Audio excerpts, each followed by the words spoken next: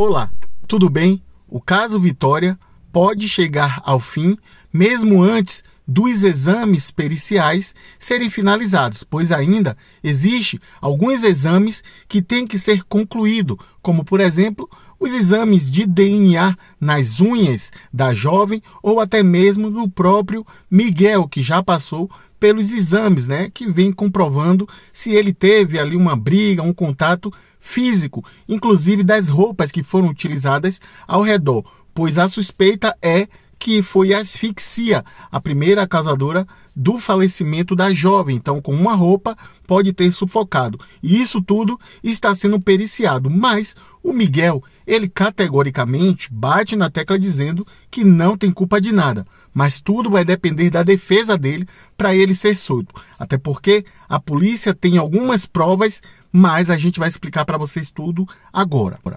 Apesar das provas que a polícia tem contra o Miguel, não são provas suficientes que tenham ali uma conclusão. Apenas algumas câmeras de segurança que têm cortes e não pode ser incluído como diretamente o autor do crime, o Miguel. Então, um ponto aí negativo para a polícia, que fica um pouco mais distante de tudo isso. Mas o Miguel, ele tem um histórico de violência, tanto de homicídio quanto de violência doméstica. E isso levanta um sinal alerta para a polícia, assim como também o Miguel, ele já veio foragido de uma outra localidade. Então, dentro desse contexto, a polícia acaba indo de encontro ao Miguel para manter ele preso, porque ele passou bem na hora e depois ele correu. Então, o trajeto e pelo tempo indica assim, tem a possibilidade dele ter sido um dos principais autores desse crime.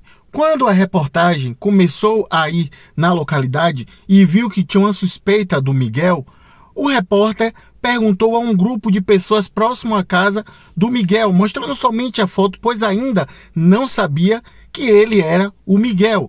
Então o repórter, chegando nessa roda de amigos, perguntou o nome daquele homem, se conhecia.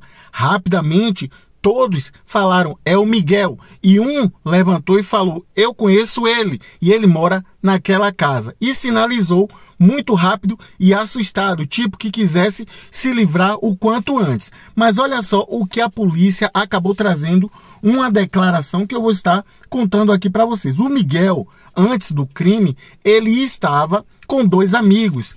E a Vitória, ela saiu de casa dizendo que ia para a lanchonete. Passou por perto da lanchonete e em seguida o ponto parada dela foi na adega. E quando ela entrou na adega, o Miguel estava com dois amigos esses que acabaram vendo também que a Vitória entrou no estabelecimento. Então, a polícia, ela entende o seguinte, a linha de raciocínio dela.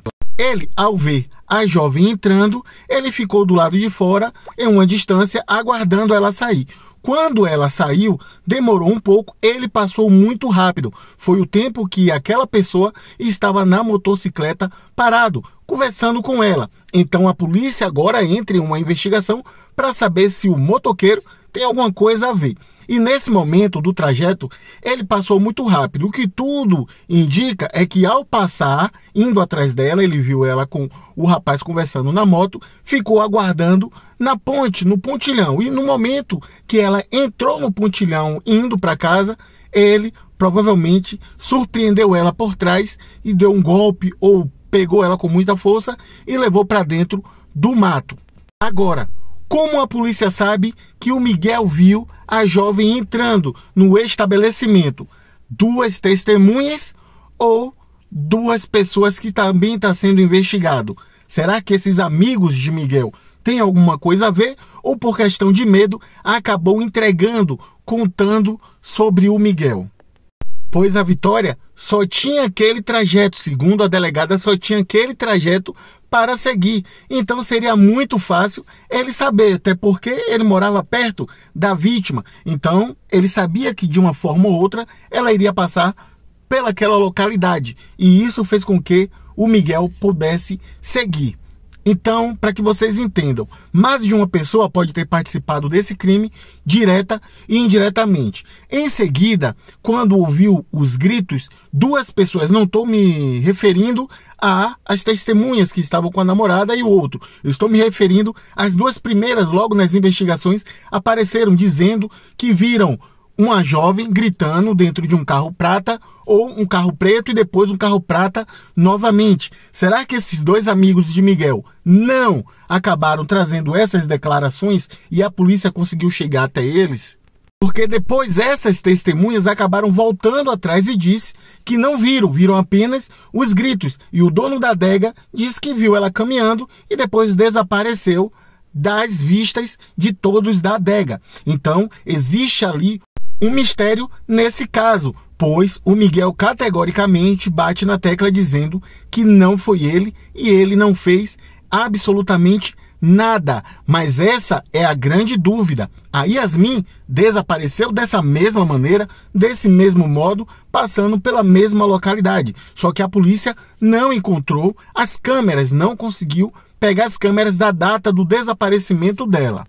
Em seguida, no mesmo local da cova que Vitória foi colocada, próximo, ossos. Então, será que ele não é um serial killer fazendo tudo isso? Ou será que tem outra pessoa envolvida e o Miguel realmente não tem culpa? Porque a polícia até agora, prova concreta não foi encontrado. E a delegada também deixou claro que as provas serão através da necrópsia ou por testemunhas, para poder colocar ele mais tempos atrás das grades. Será que pode haver uma injustiça? Vamos pensar muito bem.